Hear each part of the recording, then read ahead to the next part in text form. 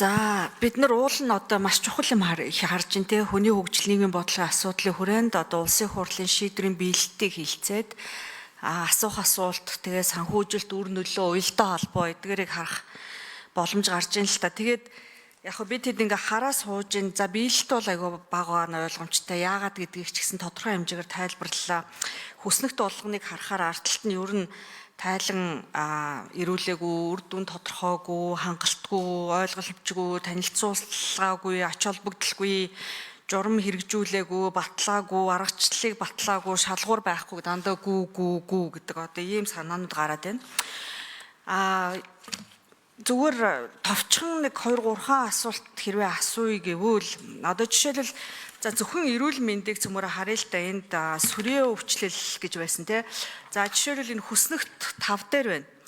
За сүрээ бэлгийн замын дамж халдварт өвчин тий хүний дархлаа хомслын вируслийн тархалт. За эрүүлсэн заалт 1, хэрэгжээгүй заалт 1.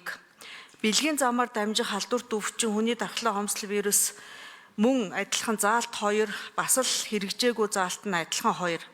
Эрүүл мэндийн салбар бодлого, эрүүл мэндийн тухай хууль тогтоомжийг боловсронгуй болгох гээд тайлан эрүүлсэн заалт нь 1, хэрэгжээгүй нахаад 1 гэл ингээл уншаал байвал ерөөсөө хэрэгжээгүй дээрээ дандаа яваадах юм.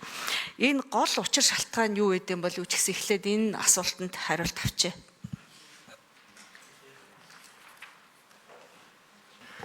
За. Хариулт Чимбүрэн сайд.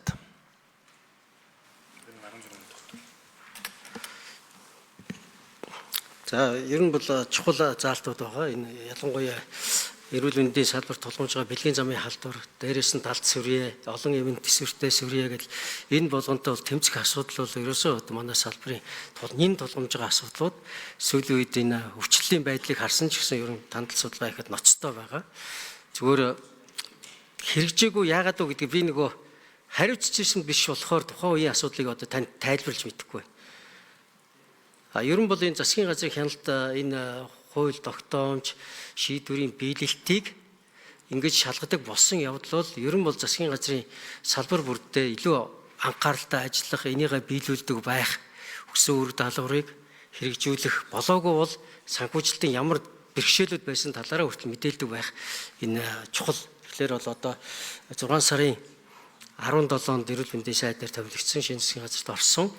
Үүнээс хойш одоо энэ хэрэгжилттэй юутай холбоотой энэ зүйлүүд дээр онцгой анхаарч эдгээрийн одоо биелэлтэнд анхаарал тавьж ажиллаж байгаа. За тодруулах уу гамбагшин тодруулна. За тэгвэл эрүүл мэндийн салбараас асуух юм байхгүй болж таарлаа. За бусад салбаруудаас нь асууя. Ерөнхий том зургаараа харъя.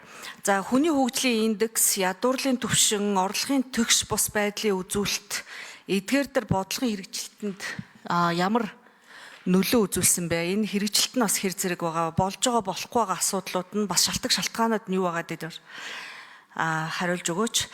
За хүүхэд эмэгтэйчүүд ахмад насны нийгмийн хамгааллын бодлогын бас асуудлууд байгаа. Эдгээрийн уялдаа холбоо ямар байгаа хэрэгжилтэн дээр бас ямар асуудлууд гараад хэрэгжихгүй байгаа шалтгаан юу байгаа юм. За нийгмийн халамжийн хөтөлбөрүүдийг ингээд давхардаагүй байдлаар зорилтод бүлэгт одоо яг хүрч чадаж байна гэж үзэж гин үү үгүй гэж үзэж гин үү. За үгүй болвол мөн хэрэгжилтэн дээр ямар саад бэрхшээл тулаад байгаа вэ гэдэг дээр хариулт авъя. За сургуулийн өмнө За хариулт микрофон 4.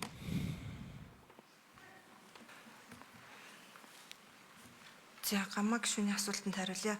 Засгийн газрын хяналт хэрэгжүүлэх газраас зөвхөн хууль тогтоомжийн хэрэгжилт биш энэ 5 жилийн үндсэн чиглэлийн бас бүтэн тайланг оруулж ирсэн. За тэрэн дээр хүний хөгжлийн индекс нийгмийн бодлогын хөгжилтэй холбоотой нөгөө суурь түвшиндөө хүрсэн, хөрөг түвшиндөө хүрсэн, суурь түвшинтэйгөө харьцуулахад ямар вэ гэдэг тайлангууд явж байгаа.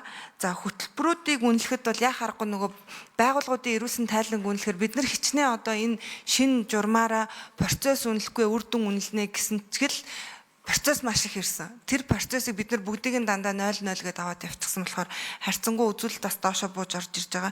За энэ журам дээр нэг зохицуулт, шинэлэг зохицуулт орж ирсэн. Энэ бодлого хөтөлбөрүүд хэрэгжихгүй байгаа шалтгааныг нь газар дээр нь ажиллах боломж энэ засгийн газрын шинэ тогтоол одоо үнэлж байгаа журмаар орж ирсэн. За түүний дагуу бид нар хууль тогтоомжийн хэрэгжилтийг засгийн газар дээр танилцуулаад одоо ажлыг За юу вэ? 4 минут гүйцэлгч хариулт. 1 минут микрофон дөрөвт. ажлын хэсэг гараад удирдамжаа баталсан байгаа бид нар хөтөлбөрүүдийн яагаад хэрэгжихгүй байгаа шалтгааныг газар дээрх үнэлгээ гэдэг ийм үнэлгээ хийхээр ажлын хэсэг дараагийн 7 хоногоос ажиллах чинь. Тэгэхээр энэ тайлан жилийн эцсийн тайлан дээр цугтаа орж ирэх байх. Урд нь бол дандаа нөгөө эрүүлсэн тайлан л үнэлээ явагддаг гэсэн юм л. Яамдаас, агентлагуудаас, орон нутгаас ямар тайлбар нь тэрийг үнэлээ явуулсан. Тэгэхээр нөгөө нэг их хурл дээр яригддаг шиг хэдэн төгрөгийн төсөв зарцуулав, ямар арга хэмжээ ав гэдэг ерөөсө бодит үр дүнг бол бид нэр тайлган чадаагүй байсан. За нийгэм тодруулах